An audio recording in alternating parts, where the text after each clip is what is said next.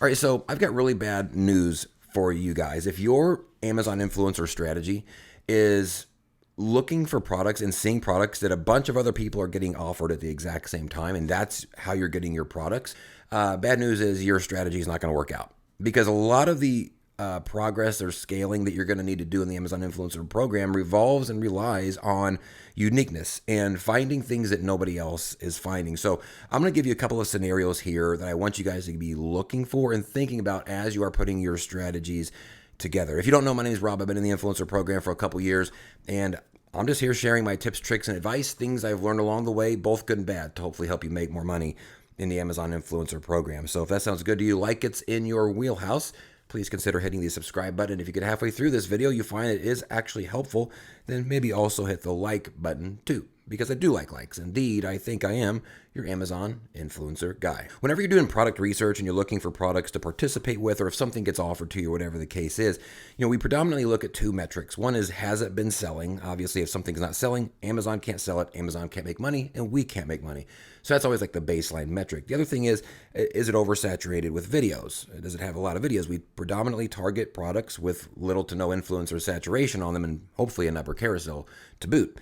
And those are the two primary things that we pay attention to. But that third thing that I'm talking about here, which is how many people know about this now, this particular product. So here's a really good kind of example. If you're looking around online, let's say you're in a Facebook group, right? There's some Facebook groups where sellers will be offering a lot of products, like, hey, we need videos made or whatever. And you look at that product, and let's say it's these headphones, and you look at that and you go, wow, it's selling 1,000 units a month and it only has one influencer video on it. And to you, to me, that metric looks fantastic. But the sort of invisible metric that you're not thinking about is how many people just learned about this opportunity. If there's 1,000, 2,000, 5,000, 10,000 people in a group, then that thing, which looks like it is of high value, just had most of its value stripped from it simply because it is now visible. It is highlighted to a bunch of people all at the same time. These headphones, because so many people now know about these, it just lost a bunch of its value. So like, if you say yes to this, there's a very high chance that what's going to happen is you're going to get it in the mail. You're going to make your video. Maybe you'll buy it. I don't know, whatever the case is. You make your video, and in a week, you're going to go back and look in that upper carousel that originally had one influencer video on it. You thought you were going to be number two. Now it's totally packed, and you're not even in the upper carousel because all those people that were looking for the same opportunity as you saw it and went, yeah, that's a great opportunity for me, not thinking about that invisible metric, which is, wait a minute, how many people now know about this great opportunity? And this is why product research and knowing how to look for products on Amazon, it becomes so important, because in that case, it's just you and Amazon sitting at a computer and you're looking for the opportunities that nobody else seems to know exist. And those are the ones that convert the best. Those are the ones that have a predominantly open upper carousel, hopefully. And if you show up, you can feel a little bit more at ease that in a week, it's not oversaturated. It wasn't when you found it. You sort of found it without anybody highlighting it. You worked and dug to find that product. And there's a really high likelihood that in that case, because nobody else knows about it at this point, they will eventually, but that it's not going to be oversaturated by the time that your video actually hits there.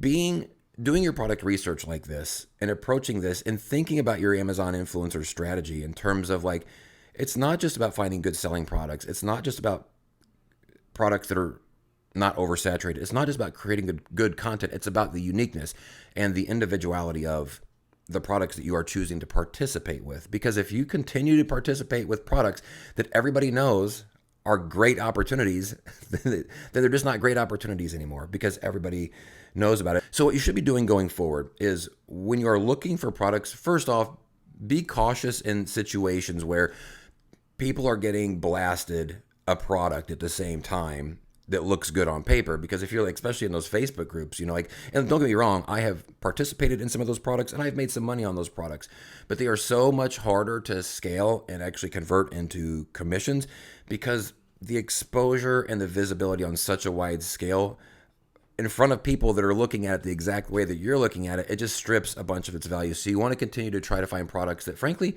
just aren't really getting highlighted. That are just sort of on Amazon. They're just doing their thing, and they're not sitting on a Facebook group all day long for 1,000 or 5,000 or 10,000 people to come in anytime that they want and see it. So continue to target products that are more like rare and don't really have much exposure, or have even a good example would be, if you're looking on Amazon, the bestsellers group, they have bestsellers lists of, different categories. And I do target those a lot. But the reality of it is those have also now been highlighted by Amazon. The more people you put those products in front of, if it's a good opportunity, it's just not going to last as long. So keep that in mind as you go forward in the program. Everything that you do as far as the content that you create, strive for targeting products that nobody else knows about and that are still got good opportunities, because those are going to stay good opportunities for longer by doing that. If somebody's doing one method in the program and you see everybody going this direction, it's probably worth your time to go the other direction. Be unique. Spend the time doing your product research. Create individualized and purposeful strategies around your Amazon influencer journey, and you'll find you'll have much more success, not just in the short term, but also in the long term. Now, if this was helpful, this is the time to hit the subscribe button and maybe even the like too. As always, we'll see you on the next video. Peace out.